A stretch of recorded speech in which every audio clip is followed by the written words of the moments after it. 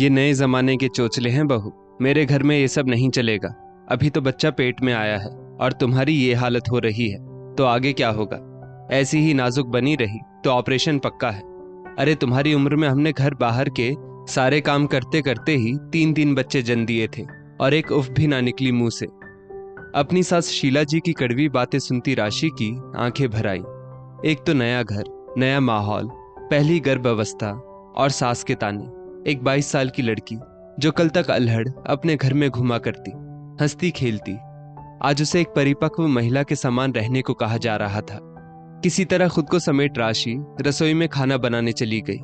आज उसकी बड़ी ननद और नंदोई जी जो आने वाले थे। राशि की शादी कुछ समय पहले ही अमित के साथ हुई थी। घर में अमित के माँ पिताजी और 2 बड़ी बहनें जिनकी शादी हो चुकी थी। छोटा परिवार और अच्छा घर वर देख राशि के पिताजी ने राशि की शादी थोड़ी जल्दी ही तय कर दी थी। अमित आर्मी में था और शादी के लिए मात्र 1 महीने की छुट्टी मंजूर हुई थी। शादी के बाद के वो सुंदर दिन जल्दी ही बीत गए और नई नवेली दुल्हन को उदास छोड़ अमित ड्यूटी ज्वाइन करने चला गया। जाते जाते राशि से जल्दी आने का वादा भी कर गया। अमित के जाने के बाद राशि को कुछ अच्छा नहीं लगता। तबीयत भी गिरी गिरी सी रहने लगी थी। कुछ दिन बीतते ही राशि को उल्टियां होनी शुरू हो गई।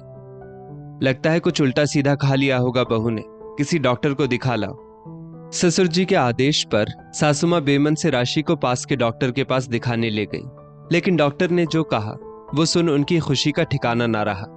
राशि पेट से थी। घर में खुशी की लहर दौड़ गई।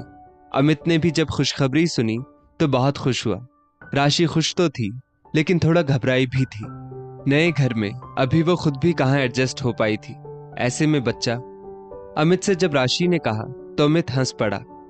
अरे चिंता की क्या बात है, माँ है ना, देखना कितना ख्याल रखेंगी माँ अपनी लाडली बहू का, पलकों पर बिठाएंगी तुम्हें। लेकिन ऐसा कुछ नहीं हुआ जैसा अमित ने राशि को समझाया था। राशि को सुबह सुबह बहुत चक्कर आते और बिस्तर से उठते ही उल्टियां शुरू हो जाती। सुबह सुबह खाली पेट उल्टियां होती तो लगता पेट का सब कुछ हलक से निकल जाएगा। हर चीज से गंध सी आती, ना कुछ खाना अच्छा लगता ना पीना। दिन भर इच्छा होती बस सोई रहे। लेकिन मजाल है कि राशि ऐसा कुछ कर पाती, क्योंकि शीला जी के अनुसार ये सब नए जमाने के चोचले थे। राशि के मम्मी पापा ने 1-2 बार दबी जबान में राशि को भेजने की बात की तो शीला जी नाराज हो उठी। अभी अभी तो बहू घर आई है, इतनी जल्दी मायके नहीं भेज सकती, और हमारे यहाँ पहली डिलीवरी ससुराल में होने का रिवाज है। नया समधियाना होने के कारण राशि के घर वाले चुप रह गए। इधर राशि भी दिन ब दिन कमजोर सी होती चली जा रही थी। अब तो पेट का उभार भी दिखने लगा था। जैसे जैसे बच्चा बढ़ रहा था, राशि को अब साड़ी लपेट काम करने में भी परेशानी होने लगी थी। खाना बना कि नहीं बहू? सास की आवाज पर राशि की तंद्रा टूटी। जी माँ जी, सब हो चुका है, अभी दीदी के आने में समय है तो मैं अपने कमरे में जाती हूँ। खाना बना राशि अपने कमरे में जाकर लेट गई। उसकी कमर और पैर दर्द से जैसे टूट से रहे थे। बाहर हॉर्न की आवाज और घर में तेज हलचल सुनकर भी राशि की हिम्मत नहीं हो रही थी कमरे से बाहर आने की। लेकिन उठना था तो उठी। औपचारिकता पूरी कर राशि रसोई में वापस खड़ी थी। रोटियां जो उतारनी थी। दीदी, आप ये पानी का जग और सब्जियां टेबल पर रख दीजिए, तब तक मैं रोटियां लेकर आती हूँ। रसोई में खाने का मुआयना करने आई ननद से राशि ने अनुरोध किया। ये क्या भाभी, आपकी शादी के बाद पहली बार आई हूं मैं मायके, वो भी अपने पति के साथ, और आप मुझे ही कह रही हैं टेबल पर खाना पानी लगाने को।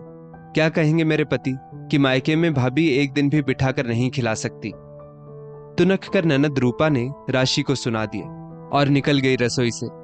राशि दंग रह गई अपनी ननद की बात सुन। आखिर ऐसा भी क्या कह दिया था उसने। नंदोई जी घर पर थे तो बात ना बढ़ाने के उद्देश्य से राशि ने टेबल पर खाना लगा दिया। खाना पीना समाप्त होने के बाद राशि अपने कमरे की ओर बढ़ ही रही थी कि रूपा की बातें सुन उसके कदम ठिठक गए। ये क्या माँ, एक दिन के लिए बेटी आई और आप सबको भारी लगने लगी। क्या आपकी बहू एक गिलास पानी देने से घिस जाएगी?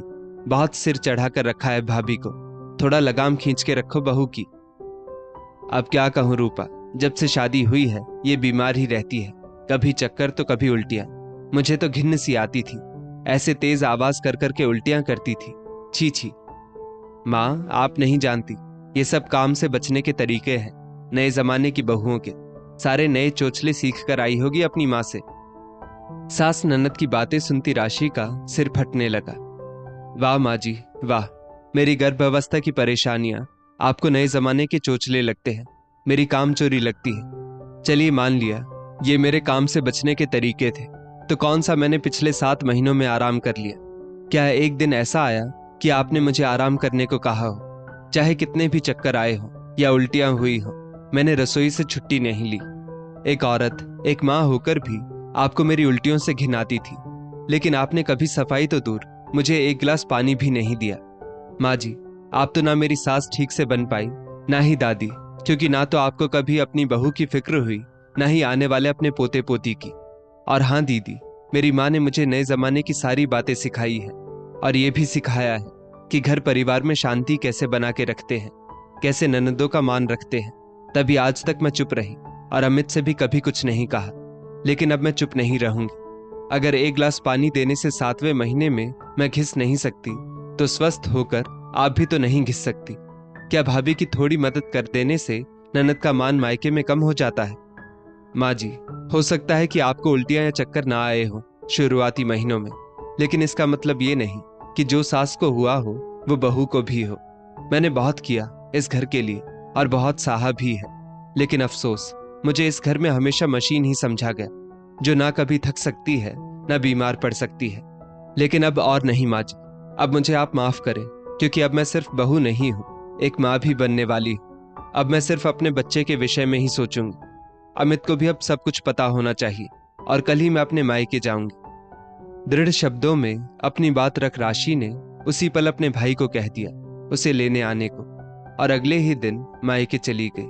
सब कुछ जान अमित भी बहुत दुखी और शर्मिंदा हुआ। दोस्तों, आज भी बहू को इंसान ना समझ मशीन समान समझ लिया जाता है। उसे कुछ भी शारीरिक परेशानी होने का मतलब उसकी कामचोरी से ही जोड़ दिया जाता है। नॉर्मल डिलीवरी के नाम पर पूरी प्रेगनेंसी काम करवाना और पेट में बच्चा दबेगा ये कह आधा पेट खाना देना न सिर्फ बहू को अपितु बच्चे को भी कुपोषित ही करता है। इस स्टोरी को लेकर आपकी क्या राय है, नीचे कमेंट करके जरूर बताइएगा, और ऐसी ही और भी बेहतरीन वीडियोस के लिए हमारा पेज जरूर फॉलो करें। धन्यवाद।